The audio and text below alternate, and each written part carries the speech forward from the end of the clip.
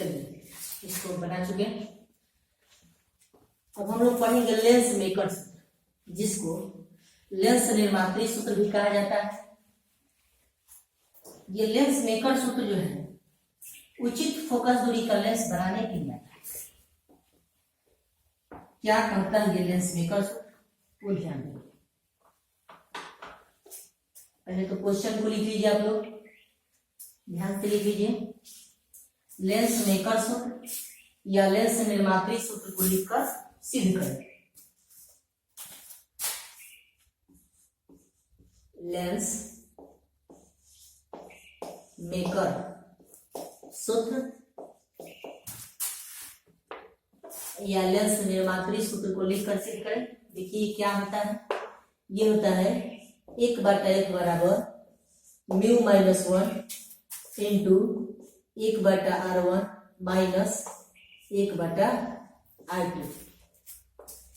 F क्या है, focus दूरी, लेंस की फोकस दूरी। म्यू क्या है, अपवर्तनांक।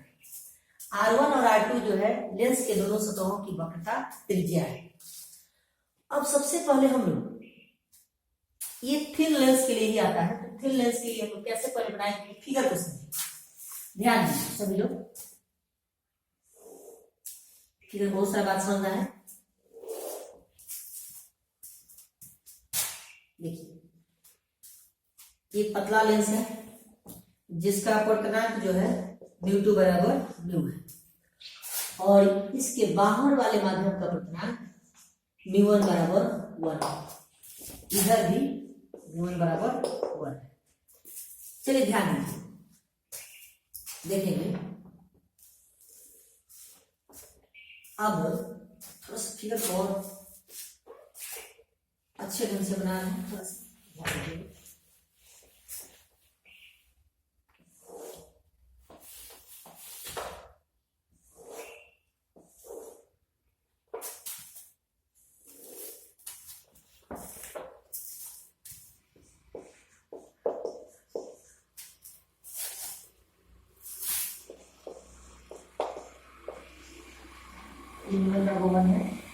बना दिए। देखिए ध्यान,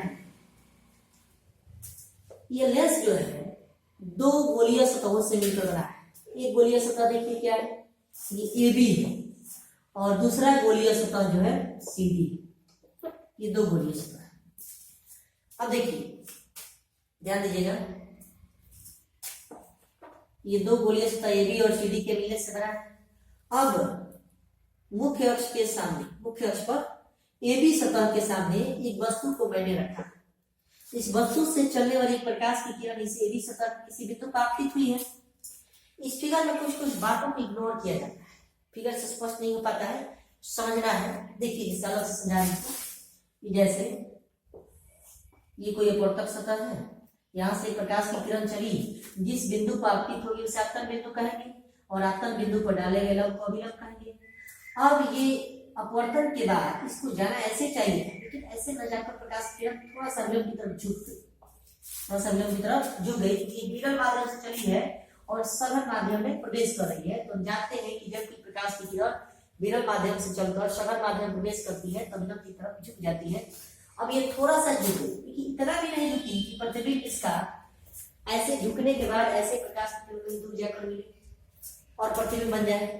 थोड़ा सा झुक गई, तो अब इस पर, अब इसके लिए, इसको प्रतिबिंब को बनाने के लिए, इस वस्तु के प्रतिबिंब को बनाने के लिए अब इस प्रकाश की किरण को हम पीछे की तरफ बढ़ाते हैं, और जहां मिलता है वहीं इसका प्रतिबिंब बनता है। मान लेते हैं कि पहला प्रतिबिंब इस वस्तु का बना I। अब ये जो प्रतिबिंब बनता है, ये जो पहले सतह के कारण जो प्रतिबिंब इस वस्तु का बना, यही प्रतिबिंब इस CD सतह के लिए वस्तु का कार्य करता है। CD सतह के लिए किसका कार्य करता है, वस्तु का। तो इसमें कुछ ऐसा कॉन्सेप्ट है, चलिए ध्यान देखिए।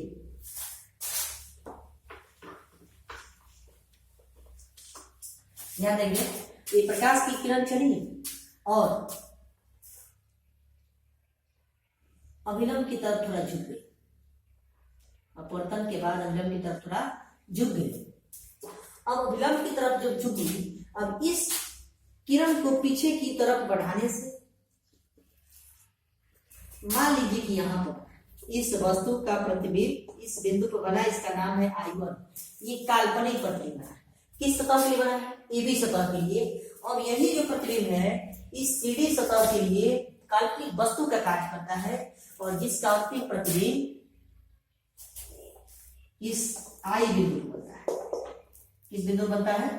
I बिंदु बनता है। ये इसका, इसको P कह दीजिए, P बिंदु को वस्तु है, ये O कह दीजिए। ये प्रकाशीय केंद्र प्रतिबिंब के बीच की दूरी को प्रतिबिंब दूरी, और ये प्रकाशीय केंद्र और ये वस्तु के बीच की दूरी को वस्तु दूरी कहेंगे, U कहेंगे। इस P वस्तु का प्रतिबिंब I1 है, इस प्रतिबिंब को हम लोग इस प्रतिबिंब दूरी कहेंगे V1। पहले AB सतह के लिए बना प्रतिबिंब V1 है प्रतिबिंब दूरी, और ये प्रतिबिंब जो है इस CD सतह के लिए वस्तु का कार्य कर रहा है, जिसका अंतिम प्रतिबिंब इस I बिंदु को बन रहा है। तो अब इस वस्तु के लिए अंतिम प्रतिबिंब किस बिंदु बना? I बिंदु को बना, जिसके लिए प्रतिबिंब दूरी कितना है? V है। तो इस थ्योरम को सिद्ध करने के लिए सबसे पहले हम लोग बनावट लिखेंगे कि फिगर में क्या बनाया गया है। जो बनाया गया, जो दिख रहा है उसको बोल देना है, उसको लिख देना है, वही बनावट होगा। दूसरा स्टेप क्या लिखेंगे? सिद्ध करना है कि टू प्रूव दैट। तीसरा स्टेप में क्या लिखेंगे? रचना। लेकिन इसमें कोई रचना अलग से नहीं किया गया। तो लास्ट स्टेप पे लिखेंगे हम लोग प्रूफ, प्रमाण। कैसे प्रमाणित करेंगे वो देखिए, ध्यान दीजिएगा। देखिए बनावट, सबसे पहला स्टेप हम लोग लिखेंगे बनावट। बनावट, बनावट को हम लोग समझेंगे कैसे बोले। देखिए लिखेंगे, माना कि दो गोलीय अपवर्तक सतह AB और CD के मिलने से एक उत्तल लेंस या पतले लेंस का निर्माण होता है, जिसका अपवर्तनांक μ2 बराबर है, तथा इसके बाहर वाले माध्यम का अपवर्तनांक μ1 बराबर 1 है। मुख्य अक्ष के P बिंदु पर एक वस्तु को रखा गया है, जिससे चलने वाली प्रकाश की किरण अपवर्तक सतह से अपवर्तन के बाद अवलंब की तरफ थोड़ा झुक जाती है, जिसको पीछे की तरफ बढ़ाने पर वस्तु का प्रतिबिंब काल्पनिक रूप से I1 बिंदु पर बनता है। अब यही प्रतिबिंब इस CD सतह के लिए काल्पनिक वस्तु का कार्य करता है, जिसका वास्तविक प्रतिबिंब I बिंदु बनता है। एक बार और समझिए, थोड़ा सा इसमें देखिए, इस सतह वाला बात इग्नोर, उसको फिगर में दर्शाया नहीं जा रहा है, इसको आप लोग समझना होगा। ध्यान दीजिए, फिर से एक बार और समझिए। देख कैसे बोलेंगे, तो ध्यान से सुनिएगा समझिए। माना कि AB और CD दो गोलीय अपवर्तक सतहों के मिलने से एक पतले लेंस या उत्तल लेंस का निर्माण होता है, जिसका अपवर्तनांक μ2 बराबर है, तथा बाहर वाले माध्यम का अपवर्तनांक μ1 बराबर 1 है। मुख्य अक्ष के P बिंदु पर एक वस्तु को रखा गया है, जिससे चलने वाली प्रकाश की किरण अपवर्तक सतह के किसी बिंदु पर आपतित होती है और अपवर्तन के पश्चात अभिलंब की तरफ थोड़ा झुक जाती है, जिसे पीछे की तरफ बढ़ाने पर वस्तु का प्रतिबिंब काल्पनिक रूप से I1 बिंदु को बनता है। अब यही प्रतिबिंब इस CD सतह के लिए काल्पनिक वस्तु का कार्य करता है, जिसका अंतिम प्रतिबिंब वास्तविक रूप से I बिंदु को बनता है। तरफ समझ में आया? ये बनावट है। चलिए अब दूसरा स्टेप में हम लोग क्या लिखेंगे? सिद्ध करना है कि, दूसरा स्टेप में हम लोग क्या लिखेंगे? सिद्ध करना है कि।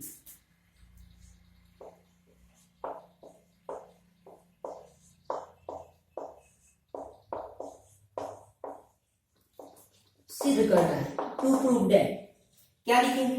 1/f बराबर mu minus 1 into 1/r1 minus 1/r2। यही सिद्ध करना है। अब इस लास्ट स्टेप में क्या लिखेंगे? प्रूफ। क्या लिखेंगे? प्रूफ। चलिए कैसे प्रमाणित करेंगे वो ध्यान दीजिएगा। फिगर को मिटा रही है, फिगर की आवश्यकता होगी। प्रूफ, प्रमाण।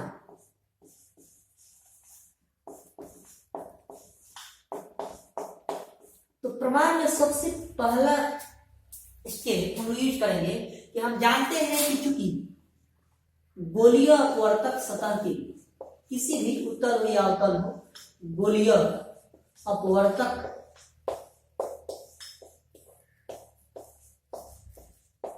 सतह के μ2/v माइनस म्यू1 बटा यू बराबर म्यू2 माइनस म्यू1 बटा आर, ये होता है। इस फिगर में थोड़ा सा एक बात ध्यान दीजिएगा, जैसे इस AB सतह की वक्रता त्रिज्या r1 है और इस CD सतह की वक्रता त्रिज्या r2 है। इस बात को मेंशन नहीं किए थे, थोड़ा ध्यान दीजिएगा। AB सतह की वक्रता त्रिज्या कितना है r1 और CD सतह की वक्रता त्रिज्या r2। तो ये गोलीय कोष्ठक सतह के लिए हम सूत्र जानते हैं कि म्यू2 बटा v माइनस म्यू1 बटा u बराबर म्यू2 माइनस म्यू1 बटा r होता है। अब चलिए ध्यान दीजिए, अब ये AB जो सतह है इसके लिए दूसरा माध्यम कौन होगा, पहला माध्यम कौन होगा, प्रतिबिंब दूरी कौन होगा, वस्तु दूरी कौन होगा, इसको पहचानना है। ध्यान दीजिए, ये AB जो सतह है इसके इधर वाला माध्यम दूसरा, इसके इधर वाला माध्यम कौन सा होगा, दूसरा माध्यम।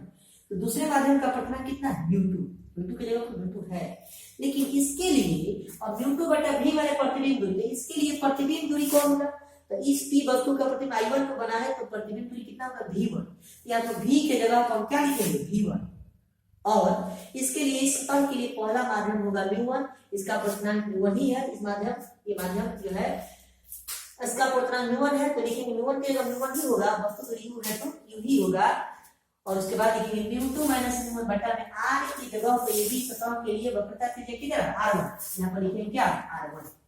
तो अब हम इसमें नाम देंगे, मेंशन करेंगे, ध्यान दीजिएगा कि AB सतह के लिए, अब AB सतह के लिए ये सूत्र अप्लाई करेंगे।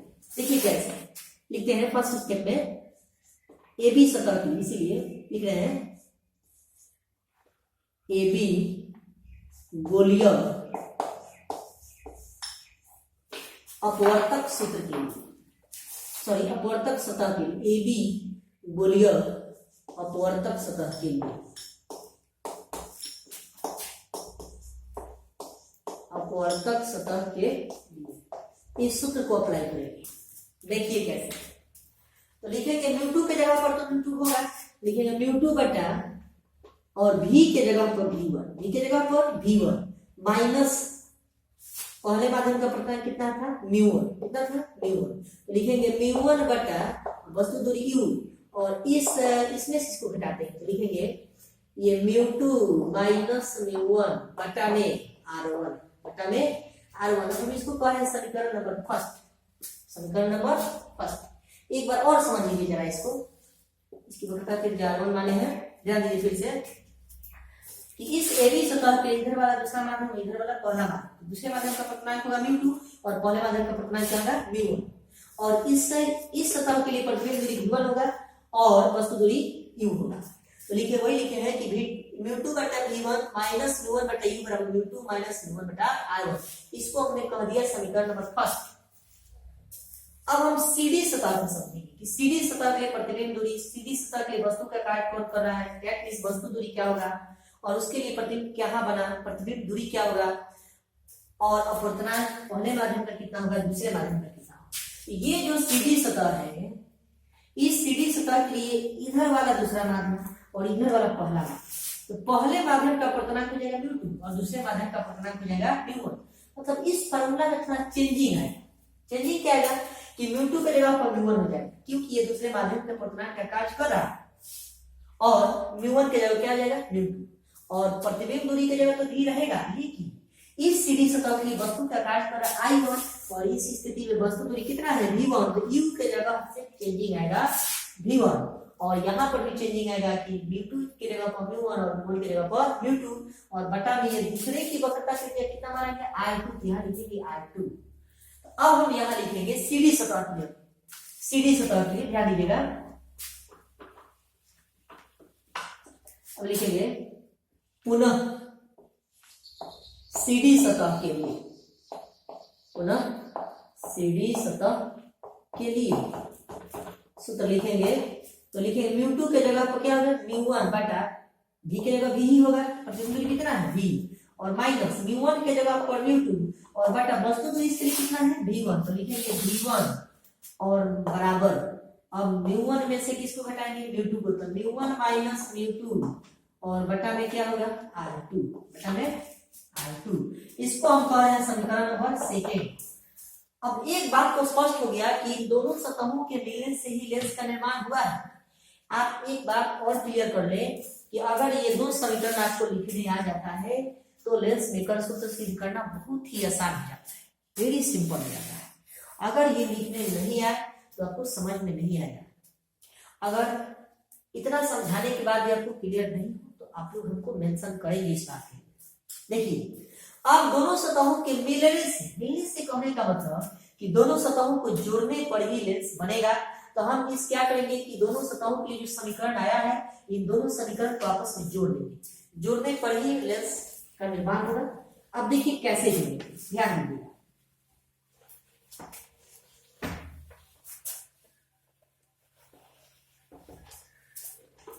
चलिए देखिए लिखेंगे समीकरण 1 प्लस 2 से, समीकरण 1 प्लस 2 से, जब 1 प्लस 2 से देखेंगे तो LHS को LHS की तरफ जोड़ेंगे और RHS को RHS की तरफ जोड़ेंगे।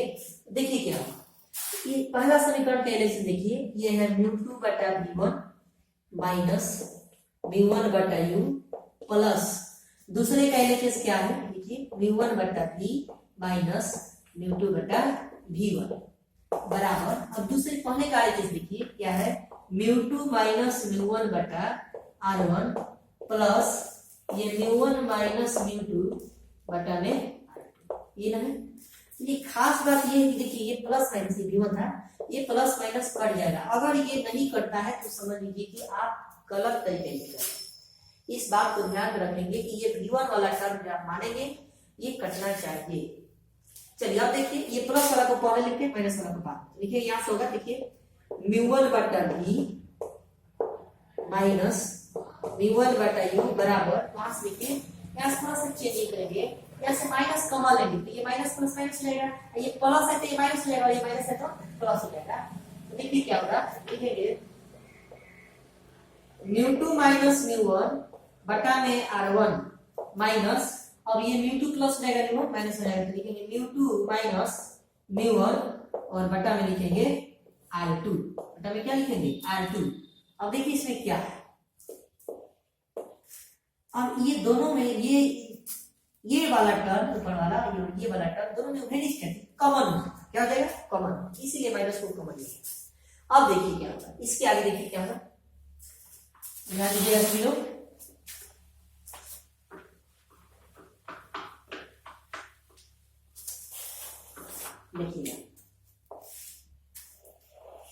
देखिए यहां से लिखेंगे, यहां से μ1 कॉमन है, क्या कॉमन है μ1 लिखेंगे, यहां से μ1 को कॉमन लीजिए तो लिखते हैं μ1 इंटू 1 बटा v माइनस 1 बटा u बराबर, लिखते हैं μ2 माइनस μ1 इंटू 1 बटा r1 माइनस 1 बटा r2, कितना हो जाएगा। अब ये जो μ1 है ये गुना में इधर जाएगा तो घाट हो जाएगा, तो लिखेंगे यहाँ से 1 बटा v माइनस 1 बटा u बराबर, लिखते हैं μ2 माइनस μ1 और बटा में लिखते हैं μ1 इंटू 1 बटा r1 माइनस 1 बटा r2, कितना हो जाएगा। अब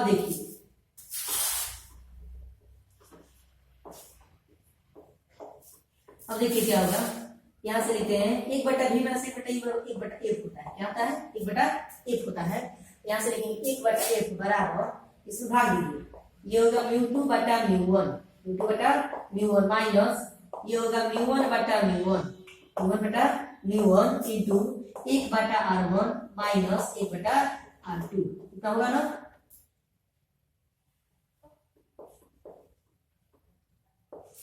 कितना हो जाएगा, ये वाला टर्म देखिए वाला कट जाएगा, क्या हो जाएगा कट जाएगा। देखिए